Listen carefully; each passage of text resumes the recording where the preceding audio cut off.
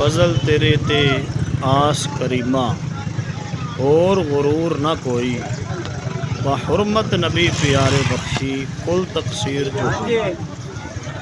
मोहतरम नाजरीन, सूरत हाल है बस्ती और तीन चक के दरमियान वाला हिस्सा बस्ती दुलवा तहसील मियाँ चनू ज़िला खानेवाल इलाका जी। यह सूरत हाल है। वैसे तो ये सुन रहे हैं जी पानी की रफ्तार घट हो गई, लेकिन इस इलाके के अंदर यही लग रहा है कि पानी की स्पीड बढ़ रही है। बंद वैसे हैड सिदनाई तो पहले तोड़ दिता गया है।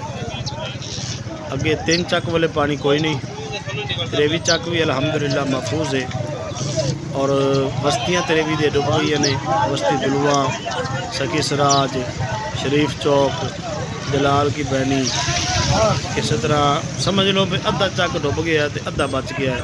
त्रेवी दिया जड़ियाँ ना बस्तियाँ बुस्तियाँ वो डुब गई ने, पानी की सद च आ गई ने। त्रेवी चक जड़ा वो बचत हो गई है। तो अगे 25 चक है, उस दे विच अद्धे च पानी पै गया, अद्धा बच गया है। एक चक है उस दे बार बार पानी अंदर दाखिल नहीं होया। 22 चक है उस तो पिछे पानी है तकरीबन 2-3 किले।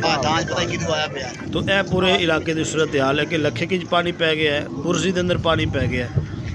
तो यह सूरत हाल तो दिखा रहे हैं। पासको गोदाम है पंजी वाले पट्ठे के अगली साइड से, तो असी तुलंबे वालों आ रहे हैं। इतों असी गुजर नहीं सके, पानी है उन्हें सू रोकया, वापस फिर सू बारों बार आना पे।